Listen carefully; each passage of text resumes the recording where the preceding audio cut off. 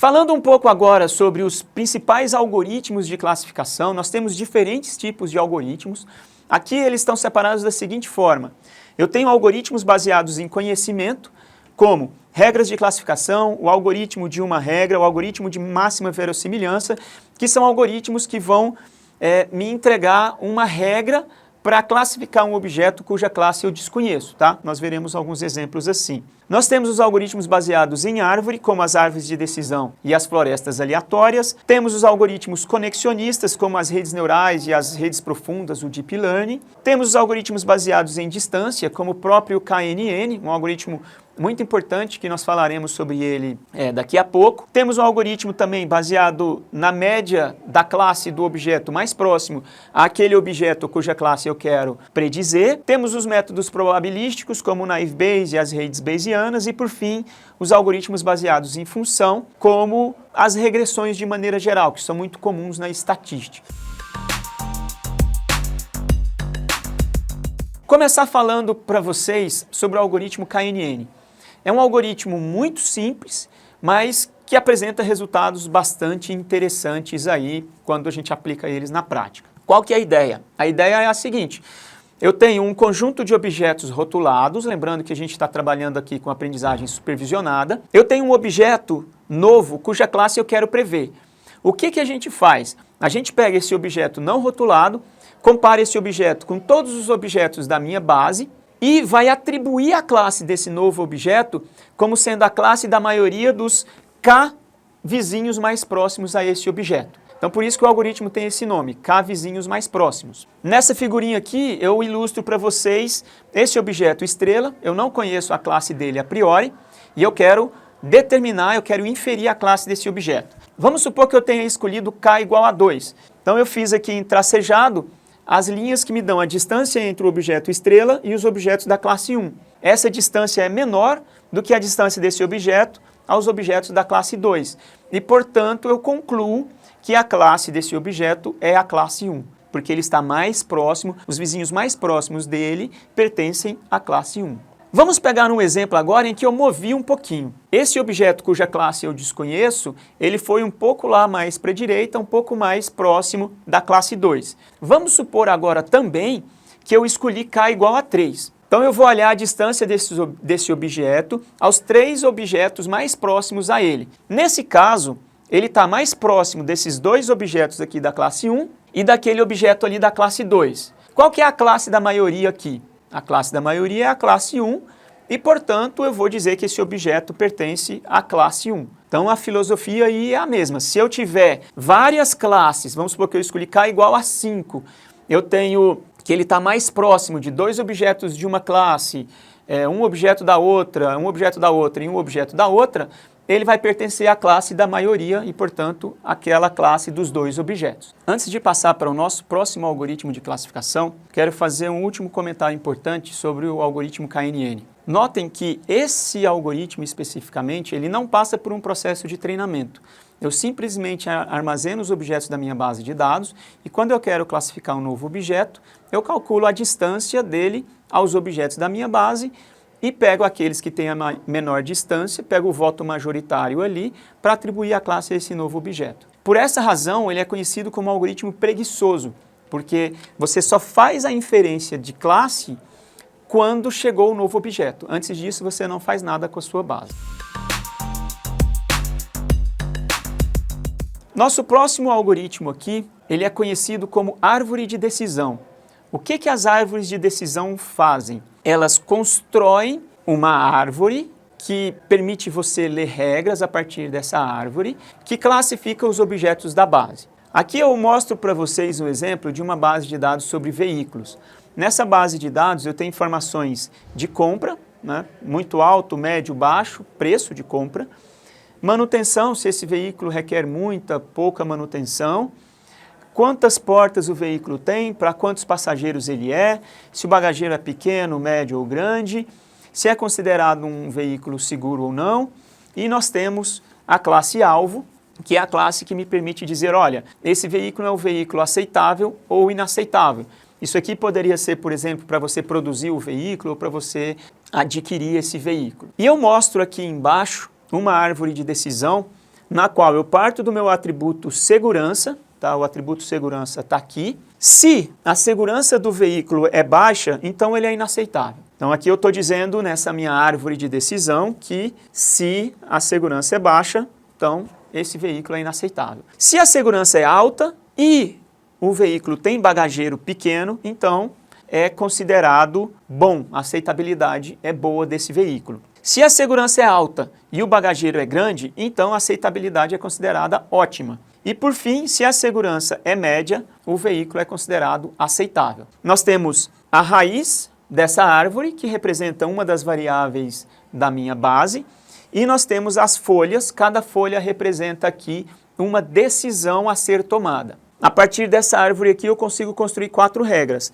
Cada folha me leva a uma regra distinta dessa árvore de decisão. Aqui eu mostro para vocês uma outra base de dados, que é uma base de dados que fala sobre recomendação de lentes de contato. Você pode ter nenhuma lente recomendada, você pode ter uma lente macia ou uma lente rígida sendo recomendada para você em função da sua idade, do tipo de desvio de vista, do tipo de problema de vista que você tem, se você tem astigmatismo ou não, e considerando também a taxa de produção de lágrimas, que nós chamamos aqui de TPL. Aqui eu estou mostrando para vocês 9 regras extraídas a partir de uma árvore de decisão criada com aquela base de dados. Então a primeira regra fala o seguinte, olha, se a taxa de produção de lágrimas é reduzida, então você não pode usar lente de contato. A recomendação é nenhuma. Segunda regra, se você é jovem e você não tem astigmatismo e a taxa de produção de lágrimas é normal, então você recomenda uma lente do tipo macia. E você faz assim até o final na interpretação, na leitura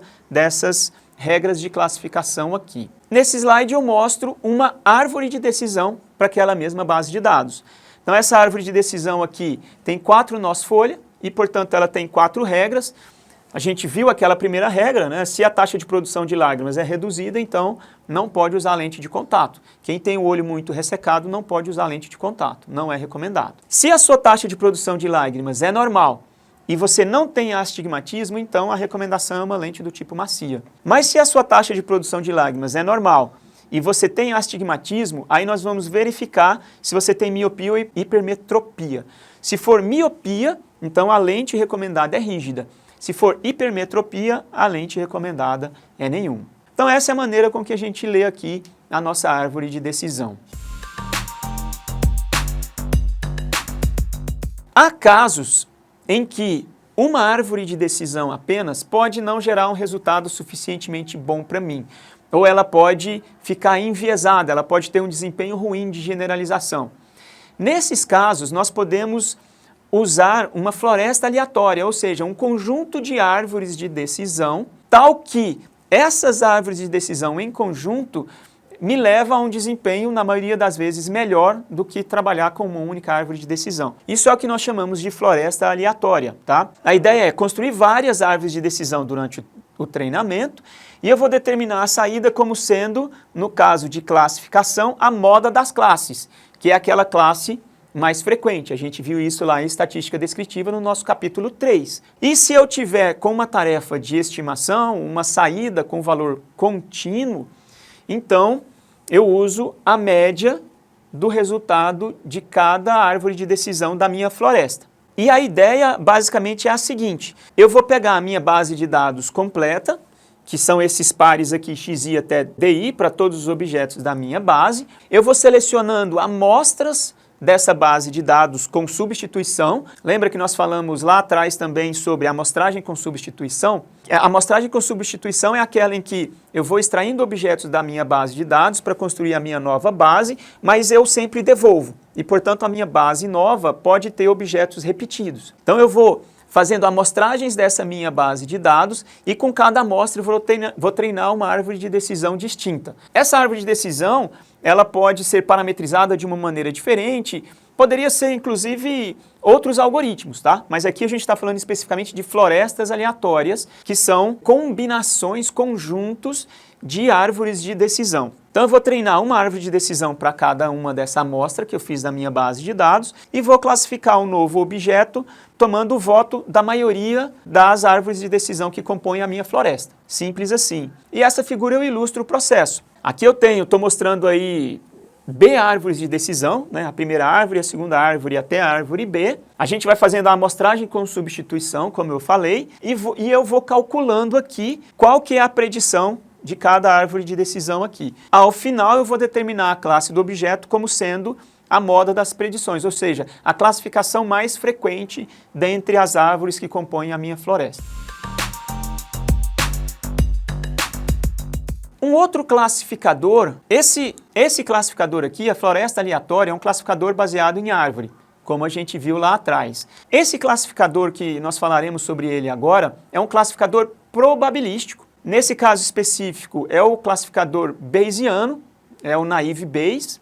E o classificador Bayesiano, ele usa o teorema de Bayes, que é essa regrinha aqui, essa fórmula matemática, que nos diz o seguinte, veja, eu tenho um conjunto de classes possíveis na minha base. Então aqui a gente falou da aceitabilidade, pode ser inaceitável, aceitável, bom ou ótimo para o meu veículo. Dado um objeto qualquer cuja classe eu não conheço a priori, eu quero saber qual que é a classe desse objeto. Como que a gente faz? Eu quero saber a classe, dada todas as minhas classes possíveis CI aqui, dado o meu objeto X, qual que é a probabilidade desse objeto pertencer a essa classe, tá? Então, qual que é a probabilidade da classe dado o objeto? E eu calculo isso aplicando o teorema de Bayes, que vai me falar o seguinte, olha, a probabilidade do objeto X dada a classe, vezes a probabilidade da classe, dividido pela probabilidade do meu objeto. Então, a classe a qual o objeto vai pertencer é aquela que apresenta o maior valor de probabilidade de classe dado o meu objeto. E aqui eu só mostro uma parte da solução deste problema, na qual